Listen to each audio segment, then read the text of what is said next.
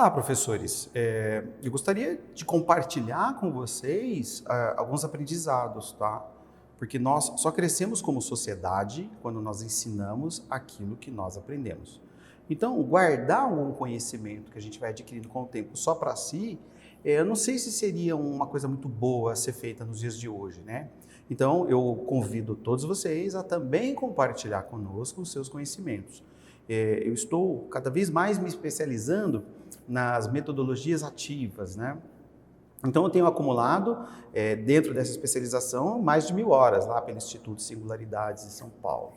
E eu penso que eu já possuo, sim, algum conhecimento acumulado que vale a pena ser compartilhado com todo mundo, com todos vocês aí.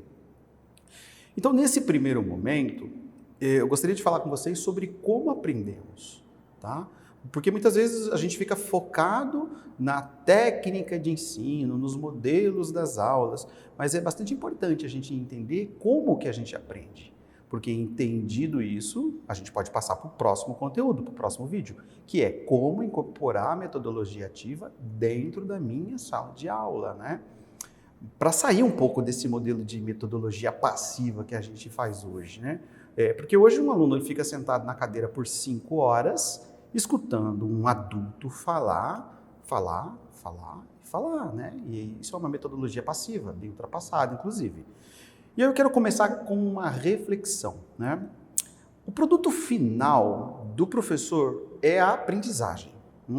Então, só existe ensino se aconteceu a aprendizagem. Então, se o aluno não aprendeu, a pergunta que eu faço, houve ensino? Fica aí uma provocação para a gente pensar, tá bom? Então, antes de aprendermos novas técnicas de ensinar, que é o propósito, afinal de contas, desses vídeos, nós precisamos entender como que nós aprendemos. E o aprendizado, ele pode ser dividido em 4 fases, tá? A gente vai ter a formação de sentido de algum conteúdo, a gente vai ter uma segunda fase que seria o esforço mental, né, que o aluno vai fazer para aprender alguma coisa. A terceira fase seria o interesse por aquele conteúdo, o interesse em aprender algum item, alguma coisa. E o quarto seria o relacionamento que o aluno tem conosco, né, que tem conosco professores. Então, o objetivo desse vídeo é não ficar na teoria, né? Nós precisamos começar a falar de práticas também dentro de sala de aula. Então, o primeiro que eu falei ali foi a formação de sentido, né? Gente, ninguém aprende o que não faz o menor sentido. Deixa eu te dar uma aula sem sentido nenhum, só para você tentar aí, quem sabe, entender o que eu quero dizer, né? Então, uma aula de física. A teoria das cordas é uma estrutura conceitual na física teórica que sugere blocos fundamentais para a realidade das partículas pontuais, como lá no modelo padrão, mas também com os filamentos unidimensionais ou cordas. Essas cordas vibrantes são a essência fundamental da matéria e da energia que está em expansão. Caramba, hein? Dá para obrigar alguém a aprender esse troço desse jeito? Se talvez você insistir muito em fazer dessa forma, você não vai conseguir nenhum aprendizado com o teu aluno. Você vai conseguir com que ele decore alguma coisa, mas aprender de fato, desse jeito, ele não vai aprender nada, tá bom? E aí agora eu vou tentar também, para não ficar só nessa coisa, explicar isso que eu acabei de dizer de uma outra forma. Assim, os planetas, as estrelas e as galáxias do nosso universo, eles estão se afastando uns dos outros. Imagina aí na sua cabeça um lago com uma água bem calminha. Aí vem um espírito de porco, pega uma pedra gigante e joga bem no meio desse lago. O que você vai ver? Você não vai perceber uma onda crescendo em volta para todos os lados? Então, há bastante tempo nós fotografamos o universo. E o que a gente tem visto é que os astros, as galáxias, as estrelas nessas fotografias vão ficando cada vez mais distantes. Sabe quando a gente vê um filme de trás para frente? Se você pegar esse lago e ver ele de trás para frente, você vai ver as ondas voltando, até a pedra sair do centro, né? Por isso que a ciência cria essa teoria do universo em expansão. Você percebe a diferença? Qual é a melhor maneira de ensinar para uma pessoa? Essa da primeira linguagem lá que eu falei, que ninguém entendeu pataquada nenhuma do que eu disse, ou essa última com o exemplo do lago, tá? É assim, gente, o nosso cérebro, ele só recebe aquilo que faz sentido pra gente.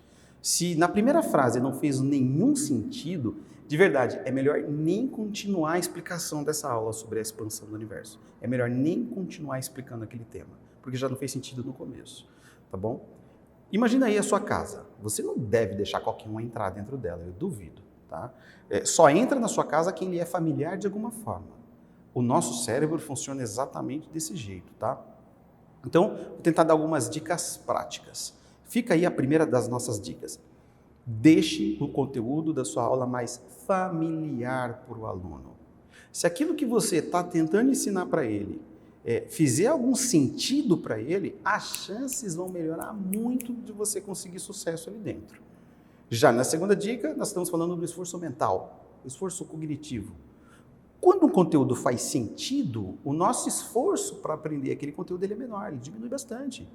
Você já deve ter ficado preso em algum vídeo, algum livro que se interessou muito por horas ali dentro, né?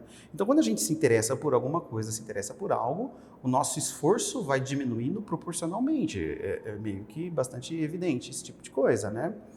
Então, professor, de nada vai adiantar, né? Ficar você obrigando o seu aluno a se esforce, menino, vou ficar gritando para ele, persista. Isso aí é uma perda do tempo dele e do seu tempo, principalmente uma perda do seu tempo. Fazer dessa forma não vai conseguir nada. A terceira dica tem a ver com interesse, né? Nós só nos interessamos por aquilo que faz sentido, né? Quanto mais sentido fizer aquilo para a gente, mais interesse a gente vai ter naquele troço. Deixa eu dar mais um exemplo de como despertar o interesse na molecada aí. De repente, se eu quiser ensinar para eles equações quadráticas. A gente sabe que a molecada de hoje ela adora tiro, porrada, bomba. Isso aí é com eles mesmo. Então eu diria assim, partiria desse ponto. Por exemplo, a Rússia disse que o míssil pode atingir a Inglaterra, né, a capital da Inglaterra, Londres, em menos de 5 minutos. E você sabia que nós podemos modelar onde uma bomba vai cair exatamente utilizando a equação quadrática? Vamos tentar aprender um pouco como que esses físicos aí ajudam os militares a criar mísseis cada vez mais precisos. Você conseguiu sacar? Você percebeu que quando desperta interesse, e falando dessa forma, desperta mais interesse para explicar a mesma coisa, né? E aí a quarta dica diz respeito ao relacionamento. Não vai servir de nada você aprender a entender tudo isso aí se você não tiver um bom relacionamento com o teu aluno. Não vai adiantar nada, tá? Se você ficar falando academiquez na sala de aula, você, na verdade, só se distancia das pessoas. Essa relação ela precisa ser boa, ela precisa ser afetiva. E a linguagem na sala de aula tem que ser a linguagem que os alunos entendam. Não aquela linguagem acadêmica que a gente usa em um outro momento, né? Saca só um exemplo de linguagem que eu tenho certeza que vai só te afastar das pessoas.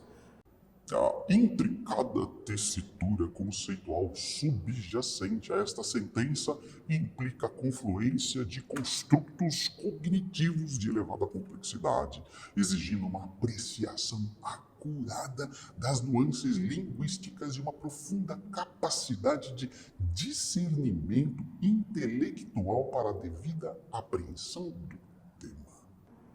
Caramba, hein? Sabe esse monte de baboseira que eu acabei de falar aqui para vocês? Poderia ser dito de outra forma, poderia ser dito assim, ó. Filho, para você entender esse assunto aí, é necessário que você tenha alguns outros conhecimentos prévios. Então, esse livro que você está me perguntando se é legal, eu vou dizer que é legal, que sim. Mas talvez nesse momento ele não faria nenhum sentido para você, porque você não entenderia muita coisa do que está escrito aí dentro. Quem se relacionou melhor? O academiquez lá, que fala super difícil do primeiro exemplo, ou esse que falou de uma forma mais simples? E é a mesma coisa no final das contas, né? Então, de forma bastante resumida, eu poderia dizer o seguinte: eu aprendo melhor com quem eu tenho mais afinidade. Ponto número 1. Eu aprendo melhor com quem eu tenho mais afinidade. Se os seus alunos estão dizendo, aquele professor chato, o Rodrigo de novo. Porra, é melhor eu começar a rever meus conceitos, né, dentro de sala de aula. Como que é o meu posicionamento lá dentro? Porque o meu relacionamento precisa começar a melhorar bastante. Perigoso. Isso não significa que eu tenho que ceder tudo que a molecada pede. que eu tenho que ser um good vibe, sem regras, sem combinados. Não é nada disso que eu estou falando, tá? Os professores de hoje, eles precisam de duas competências. São duas competências. A primeira é a competência técnica. Manja, quando o cara sabe do assunto, domina pra caramba, ele sabe como explicar do mais fácil para o mais difícil. Esse cara, ele tem competência técnica. O segundo é a competência relacional. É preciso, sim, cultivar um bom relacionamento com os seus alunos. É preciso fazer com que eles gostem de estar com você. Eu mesmo não gosto de estar com gente chata o tempo inteiro. O que nós, adultos, fazemos é tolerar gente chata. Mas os alunos não estão nesse momento cognitivo aí ainda, tá? E nem adianta você ficar insistindo que você Tem que tolerar, você tem que suportar. tá? Essa coisa de tolerar só vai vir com o tempo, com a maturidade, da plasticidade do cérebro dessa criança, né? Porque quanto mais maduro eles vão ficando, melhor eles vão ficando. A neurociência fala isso e mostra isso pra gente o tempo todo, né?